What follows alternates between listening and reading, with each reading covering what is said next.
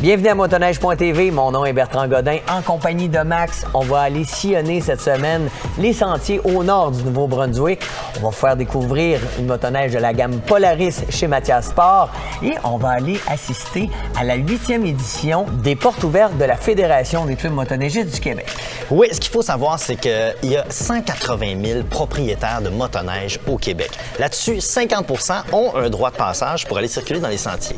La Fédération a une bonne idée. Depuis 2012, ils ont fait les portes ouvertes. Les portes ouvertes, c'est que durant 2 jours, on peut aller se promener dans les sentiers fédérés sans avoir de droit d'accès. Tout ce qu'on a à faire, c'est aller s'inscrire, c'est gratuit et on peut enfin découvrir nos beaux sentiers et ça, c'est agréable.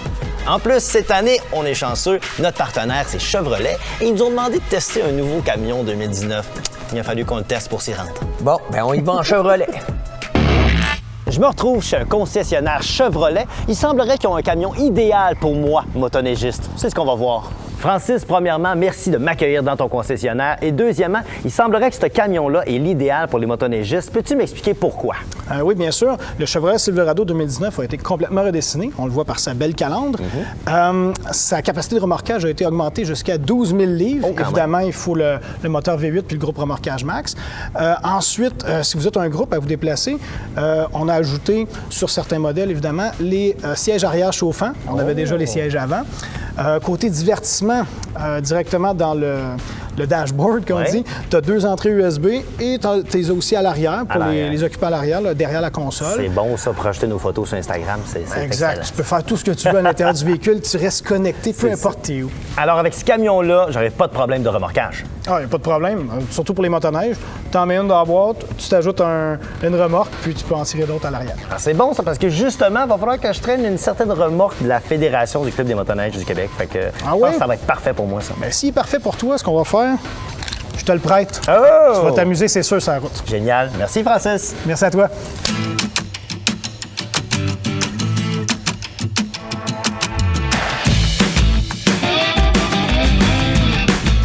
Ce camion-là va vraiment bien. C'est cool. Je suis content que Chevrolet participe au show cette année, qu'il s'implique dans l'aventure. Je trouve ça le fun. C'est sûr que je trouve ça très le fun qu'il nous passe un camion flambant neuf. C'est pas compliqué, ça roule, c'est doux. J'ai l'impression là, que même s'il y a une tempête à l'extérieur, j'ai l'impression qu'on est à Cancun ici en dedans. Ça va bien, c'est doux. J'aime bien ça. Très satisfait du camion. Et ça paraît pas, mais derrière moi, je traîne la remorque de la FCMQ parce qu'on est en direction de l'événement porte ouverte de la FCMQ. Là-bas, il y a Bertrand Godin qui nous attend, il y a des bénévoles, la SQ est là. C'est un gros événement et tout le monde nous attend et c'est moi qui traîne les motoneiges, donc ils n'ont pas le choix. Faut qu'ils m'attendent.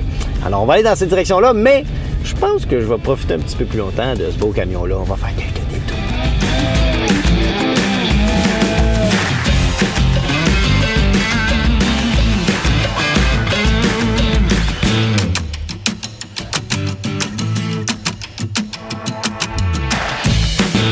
Avec Marie-Lou de la Fédération des clubs motoneigistes du Québec, Marie-Lou, les portes ouvertes, c'est vraiment important. Oui, chaque année, en fait, on fait une fin de semaine, un samedi, un dimanche. On offre le 33 000 km de sentiers interconnectés en toute gratuité.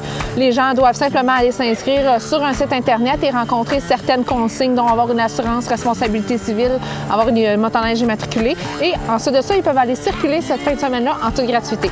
Et c'est extrêmement populaire. Les gens viennent en grand nombre. En fait, on compte environ à chaque année 15 à 17 000 inscriptions. Donc, c'est non négligeable. Et ces gens-là, l'année d'après, on croit qu'ils achètent un droit d'accès annuel aussi parce qu'on voit une augmentation dans nos ventes de droits d'accès. Donc, on croit qu'ils aiment tellement ça que l'année d'après, ils s'achètent un droit d'accès annuel et ils viennent en faire toute l'année. Et pour toi, qu'est-ce qui explique pourquoi la motoneige est si populaire? Je crois qu'il y a plusieurs raisons. Premièrement, je crois que la motoneige, ça fait vraiment partie de notre ADN, les Québécois. On a un réseau qui est interconnecté, qui est bien organisé, bien entretenu, bien signalé par les bénévoles. On peut vraiment faire la motoneige d'une région à l'autre et agrémenter son voyage avec les 600 points de service qu'on dénombre sur le réseau de sentiers. On parle de relais, restaurants, stations-service, hébergements de toutes sortes, pourvoiries, auberges, chalets. Donc vraiment, on peut vraiment faire des voyages en motoneige et je pense que c'est vraiment ça qui nous démarque au Québec de façon mondiale, on peut le dire. Oui, parce que le tourisme, c'est important. Ça vient d'Europe, ça vient des États-Unis. Vraiment. C'est 3,2 milliards de dollars en retombées économiques. Oui, effectivement. Donc on a vraiment environ 30 000 touristes par année là, qui viennent viennent sillonner les sentiers. Et on compte à peu près 14 000 emplois là, qui sont maintenus grâce à l'activité motoneige au Québec. Donc, c'est pas rien. Bon, ben vive les portes ouvertes et vive la Fédération des clubs motoneigistes du Québec, Marie-Lou.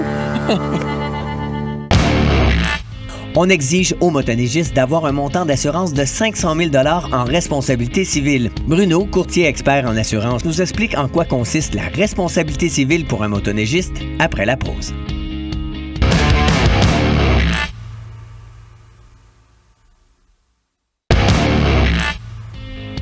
Ce qui est important de comprendre, c'est que quand on est en motoneige, il peut nous arriver un accident. Et tous les dommages corporels et matériels causés à une tierce personne, eh bien, ça peut soulever des poursuites judiciaires. De là, l'importance d'obtenir une assurance d'au moins 500 000 $ prévue par la loi sur les véhicules hors route. Cependant, avec Intac Assurance et la Fédération des clubs de motoneige, l'assurance qui est incluse avec le droit d'accès a une limite minimum de 1 million de $. Et même 500 000, c'est peut-être pas suffisant. De là la raison pourquoi la Fédération des clubs de motoneige a demandé à Intac d'augmenter cette limite-là à 1 million de $. De retour chez Mathias Sport pour la découverte d'un modèle 2019 de chez Polaris, la 800 Titan XC 155 pouces. Une motoneige qui est faite pour travailler. 155 pouces de long de chenille, 20 pouces de large avec une flottabilité incroyable. Tu veux travailler, c'est ça que ça te prend. Et ça nous amène partout. Partout. Ben, on y va. Je suis avec Max, qui est représentant ici chez Mathias Sport. Et là, aujourd'hui, on a devant nous un Polaris 800 Titan XC 2019. Oui, avec un 155 de longueur, monté sur une chenille Cobra, 1,8 pouces, avec une suspension Fox QS3. Il faut le préciser, sur cette motoneige-là, il y aura un système de pivot arrière d'articulation pour le reculon.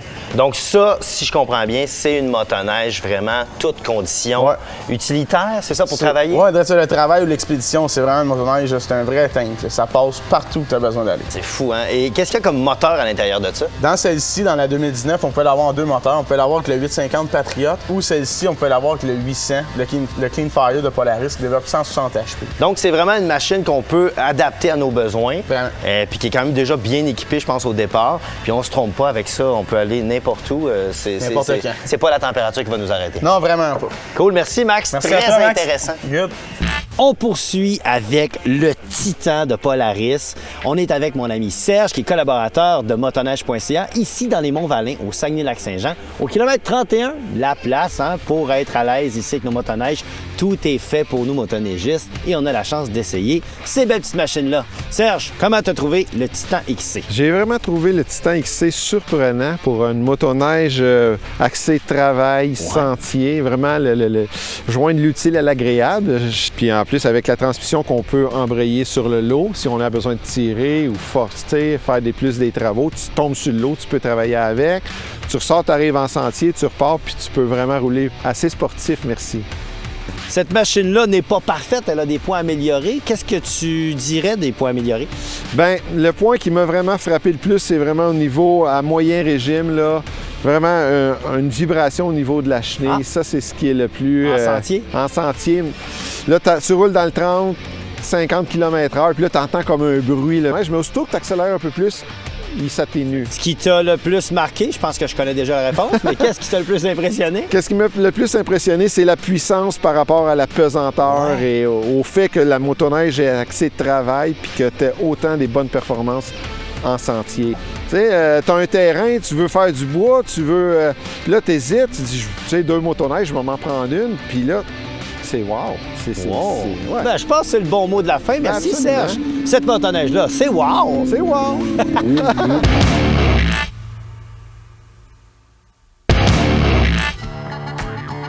En compagnie de Patrick Trahan. Patrick, on est tous les deux des compétiteurs. La vitesse, on aime ça. C'est sûr. Mais il faut dire que les sentiers, ce ne sont pas des pistes de course. Non, pas du tout. Il faut s'entendre aussi que ces machines-là, le freinage, on est sur de la neige et souvent sur de la glace. Fait que la vitesse et la glace, c'est jamais très bon. Mais le défi, ça serait pas plutôt le facteur humain, parce que c'est émotionnel de faire de la motoneige et là, on se laisse emporter. Il faut toujours se parler. c'est toujours la passion. Je veux dire, c'est des machines à adrénaline. On s'entend, là. C'est sûr que si c'était pas plaisant puis on n'aurait pas d'adrénaline sur les motoneiges, on n'en ferait peut-être pas. Donc, mais il faut le faire avec un certain contrôle.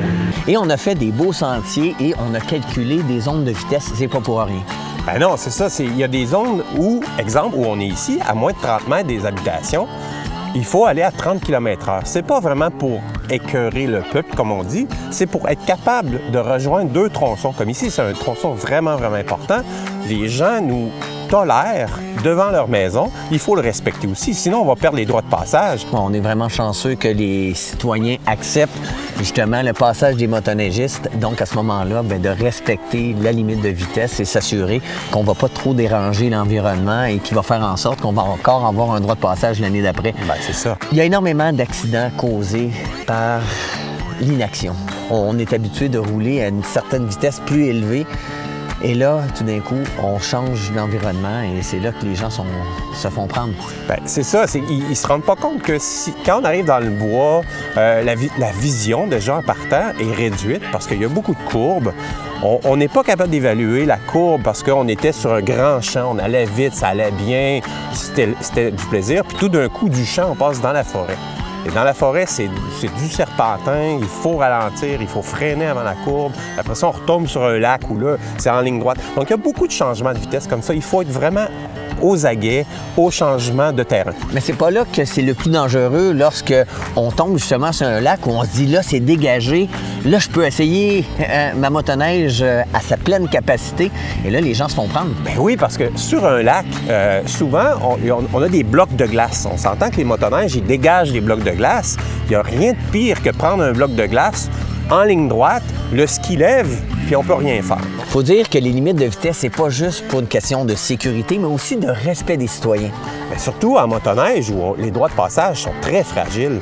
Quand on passe d'une section à une autre ou d'un secteur à un autre, d'une ville à une autre, il faut passer à travers, comme ici, à travers la ville. Les dangers sont multiples. Ben oui.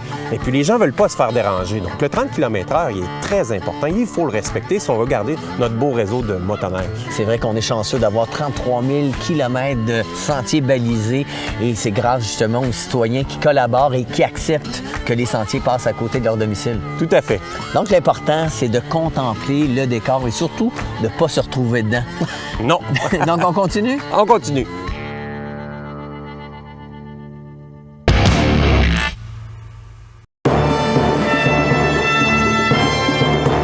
J'ai traversé des contrées hostiles, des gouffres effroyables, des falaises mortelles, parcouru des milliers de kilomètres sur ma monture d'acier dans un hiver létal, constamment à la recherche du Graal nordique. J'ai trouvé, oui, j'ai trouvé, celui qui me donnera accès à l'exaltation éternelle de la poudreuse perdue. Mais où? Au pays des Acadiens. Ouais, on était content de te voir arriver ce matin, Ado. But la first thing qui est arrivée, on t'a vu arriver, ma soeur a sorti le gun, t'es allé te voir sur le perron, sur le deck, but qu'est-ce que tu veux que je te dise? Ça t'es finalement ici, puis oui, c'est chez nous, puis je t'expliquerai la way que ça work.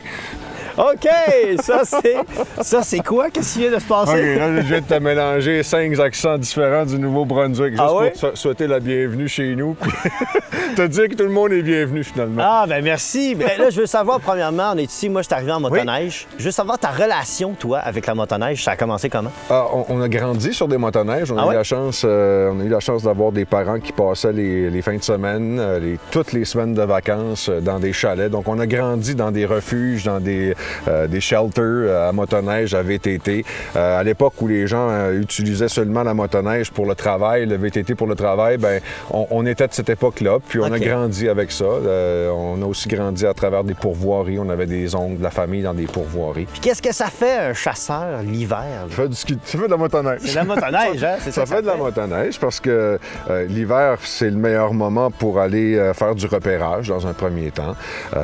Puis en faisant le repérage, il y a quelque chose qui est bien le fun. Ouais. On trouve des cas.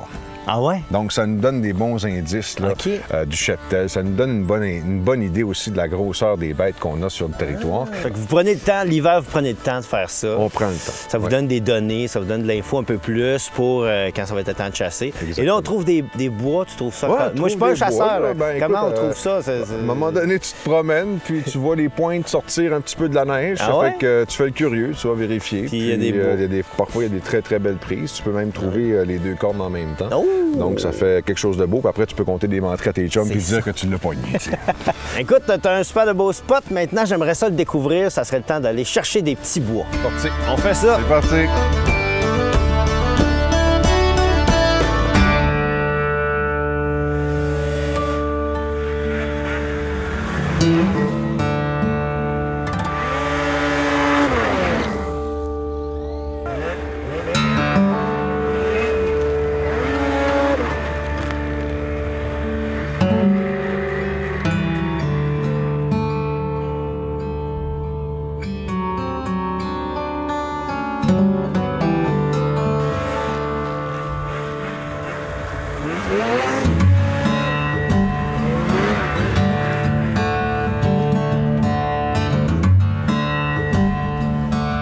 Bon, là, je vous explique pourquoi on est arrêté. En fait, on est arrêté pour deux raisons. On est arrêté premièrement parce qu'on a vu un orignal, mais on est aussi arrêté parce qu'il y a vraiment des traces évidentes qu'il y a des orignaux ici. Puis comment qu'on fait pour remarquer ça? Bien, premièrement, je pense que tout au long de la randonnée, on a aperçu beaucoup de signes, entre autres les traces, les sentiers d'orignaux. Les orignaux ont tendance à se regrouper durant la période hivernale et laissent des moyens sillons, si on veut. Là. Un autre élément qu'on aperçoit, Max, qui nous fait réaliser à quel point il y a de l'orignal sur le territoire, c'est quand on regarde la végétation puis qu'on voit ici des sapins qui ont tenté de pousser au fil des décennies, mais qui n'ont jamais réussi parce que dès qu'il y a de la repousse, l'orignal, immédiatement, ça devient l'un de ses mets préférés, surtout en période hivernale. Il n'y a pas grand-chose, comme on peut voir, à se mettre sous là-dedans. Alors, ça devient des repas de petites épines comme ça, ce qui empêche la végétation de grandir normalement. Donc, on se ramasse avec des petits sapins qui ressemblent à des bonsaïs. C'est pour ça qu'il y a de ça partout? Partout, tout le long des sentiers qu'on a roulés aujourd'hui.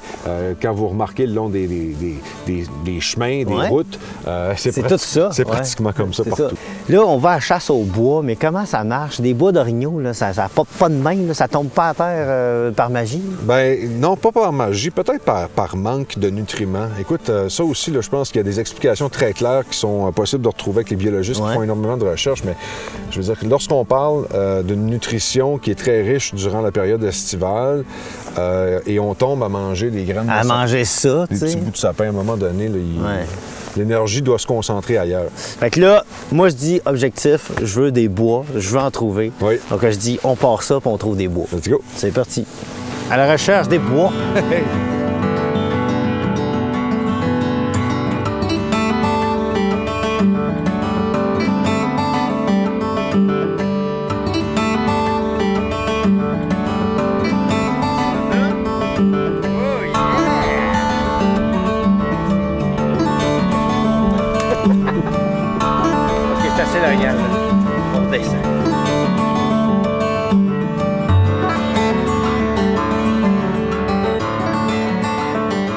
Bon, bonne affaire de fête, Serge.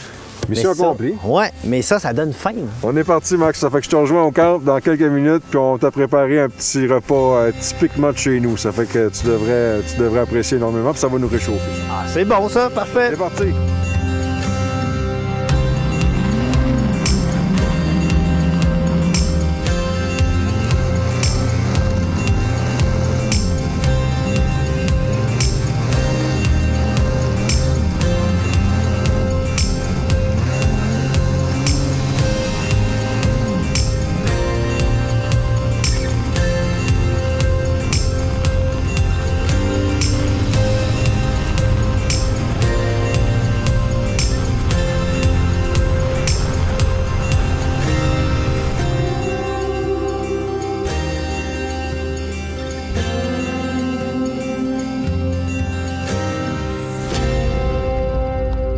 Merci Serge, c'était vraiment le fun, j'ai bien aimé ça, découvrir le coin. Mais là, tu m'as parlé d'un repas local. Je t'ai promis un repas traditionnel de chez nous. Ma soeur a travaillé fort.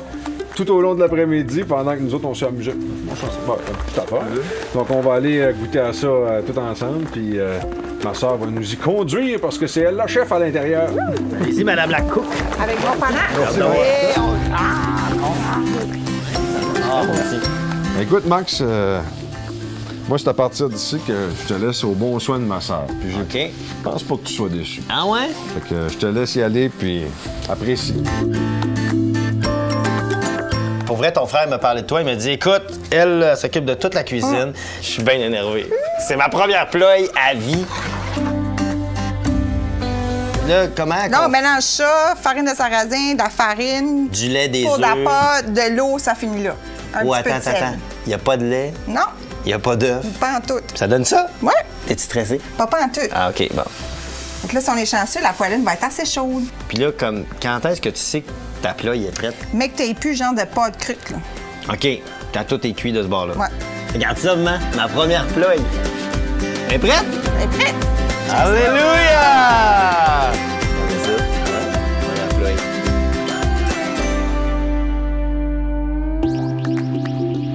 Je l'ai-tu dit que c'était ma première? Et là, on va rouler ma ploye. C'est bon. Hey, hein? Céline! Céline, merci, t'es une machine à ployer. Hey, santé, Céline. Merci à vous autres. Bon! Salut, ploie. Il n'y a même pas de... Mais non, il a volé le mien.